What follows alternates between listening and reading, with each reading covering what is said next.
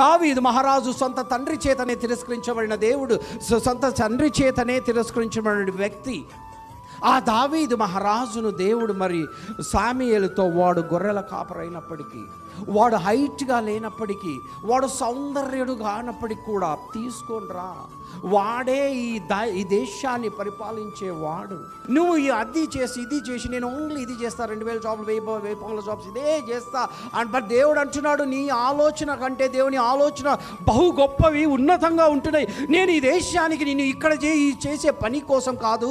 నువ్వు సమయం దొరికినప్పుడల్లా ఇక్కడెళ్ళి మా ఫ్రెండ్స్ దగ్గరికి వెళ్ళి కథలు వినడానికి రాలేదు. నా కథ మాత్రమే నీ కథను నేను మారుస్తా. నా కథ తప్ప నువ్వు వేరే వాళ్ళ కథలు ఉంటే నీ దేశంలో నువ్వు ఏ రోజు ముందుకెళ్ళవు. ఒకే ఒక కథ నీకు ఈ దేశంలో ఉంది, అది నజరేయుడైన యేసు క్రీస్తు. ఏ విధంగా శామ్యూయేల్ మరి ఎలీని రిజెక్ట్ చేసి దావీదును మరి ఏ విధంగా అభిషేకించిన దేవుడు, నువ్వు ఈ లోకంలో మరి దేవుని యొక్క ప్రణాళిక చొప్పున, నాకు 1000 పౌండ్లు వస్తుంది కదా నేను ఈ జాబ్లో ఉంటే, నాకు 1500 పౌండ్లు వస్తుంది కదా ఉంటే, నేను వాళ్ళకు మ్యానిపులేట్ చేసేది.